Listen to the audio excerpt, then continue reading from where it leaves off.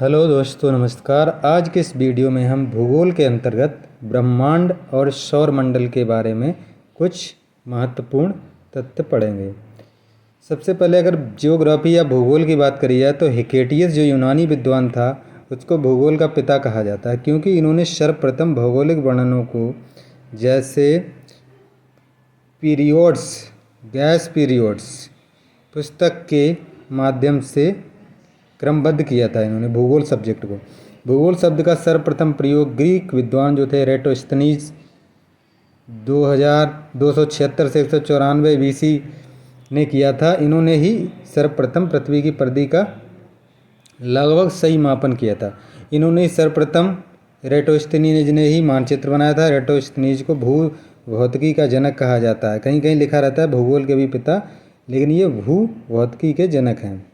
Frederick रेडचेल को मानव भूगोल का जनक कहा जाता है, जिनका प्रसिद्ध ग्रंथ एंथ्रोपोजियोग्राफी है।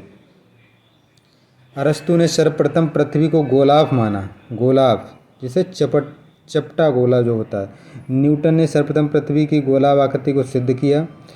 एनेक्सीमिंडर प्रथम व्यक्ति था जिसने विश्व का मानचित्र मापक पर बनाया था, मानचित्र बनाया था, जो नाप के आधार पर बनाया था।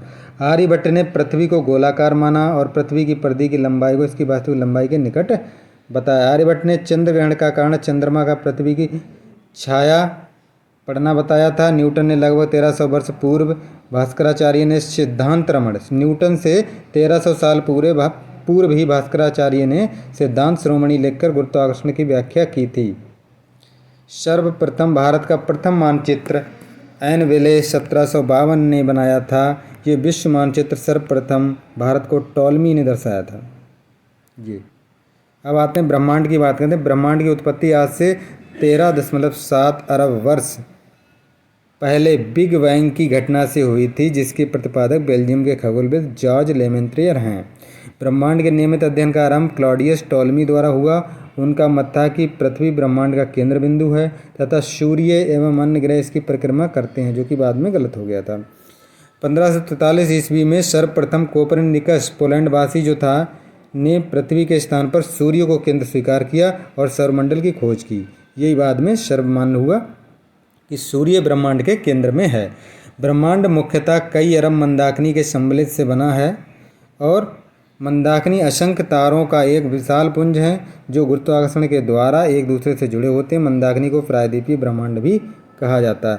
सौरमंडल जो है सूर्य तथा उसके चारों ओर परिभ्रमण करने वाले ग्रह जो हैं, उपग्रह हैं, धूमकेतु हैं, उल्का पिंड हैं एवं क्षुद्र ग्रहों को मिलाकर के सौरमंडल कहा जाता है। सूर्य के चारों ओर चक्कर लगाने वाले ग्रहों की संख्या 8 है। पहले 9 थी, जो प्लूटो यानी एम जो था उसे इससे बाहर कर दिया गया क्योंकि वो उनकी शर्तें, ग्रहों की शर्तें जो थी पूरी नहीं करता था। शुक्र और अरुण सूर्य के चारों ओर पूर्व से पश्चिम दिशा में भ्रमण करते हैं, जबकि शुक्र अरुण तो ग्रह शुक्र और अरुण सूर्य के चारों ओर पूर्व से पश्चिम दिशा, जबकि अन्य सभी ग्रह पश्चिम से पूर्व की ओर करते हैं। ग्रहों को 2 भागों में विभाजित किया जा सकता है, आंतरिक ग्रह या पार्थिव ग्रह। इनमें पार्थिव ग्रह में कौन आता है? 4, बुध, शुक्र, पृथ्वी और मंगल। पार्थिव ग्रह कहा जाता है क्योंकि ये पृथ्वी के समान होते हैं। और बृहस्पति या वह ग्रह जो बाहर की तरफ हैं, इनमें शनि, अरुण, वरुण और बृहस्पति को कहा जाता है जो बाहर की तरफ हैं सूर्य की दूरी के हिसाब से। आकार के अनुसार ग्रह अगर घटते क्रम में दें तो सबसे बड़ा बृहस्पति, फिर शनि, फिर अरुण, फिर वरुण यानी नेपच्यून, फिर पृथ्वी, शुक्र, मंगल और बुध सबसे छोटा। सूर्य से दूरी के अनुसार अगर बात करें तो सबसे पास बुध, फिर शुक्र, फिर पृथ्वी, मंगल, बृहस्पति, शनि, अरुण यानी यूरेनस और वरुण यानी नेपच्यून, ये दूरी के हिसाब से हैं।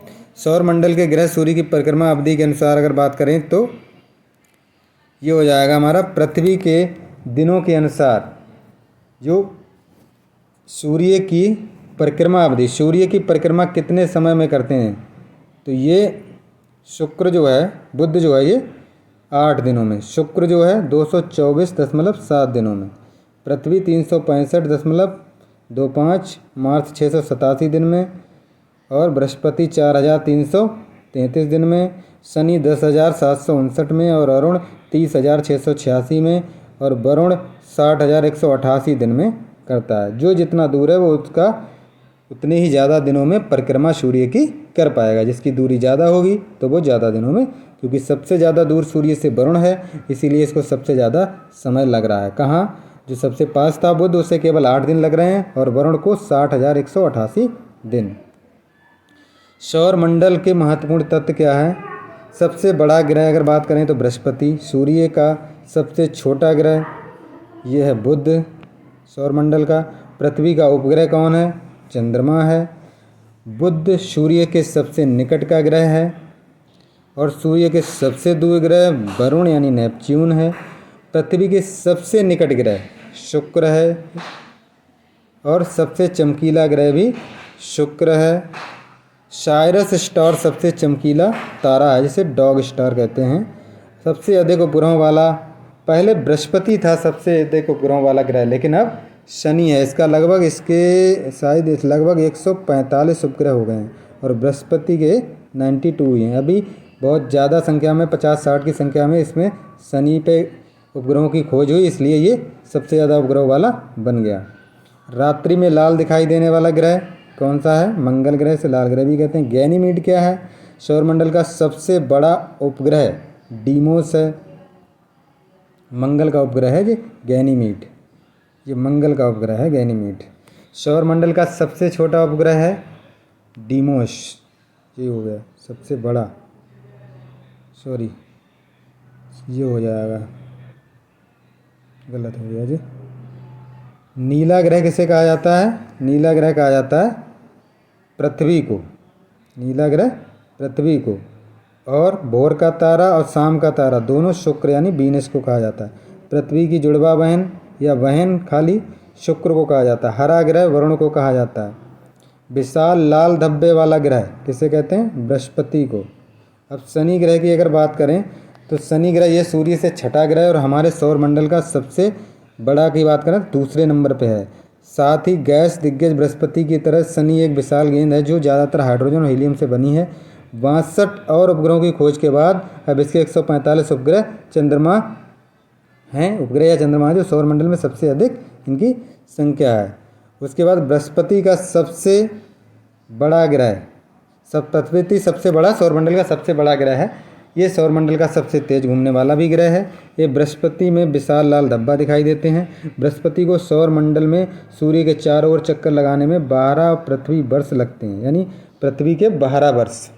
और बृहस्पति के पास अब 92 चंद्रमा हैं।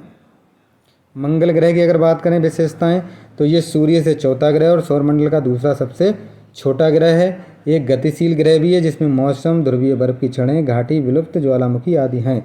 मंगल ग्रह के 2 चंद्रमा हैं, फोबोस और डीमोस। शुक्र ये सूर्य से दूसरा ग्रह है। अगर दूरी से बात करें, इसकी मोटी वायुमंडल एवं भगोड़े ग्रीन हाउस प्रभाव से गर्मी को फंसा देती है। ये इसकी वायुमंडल की जो है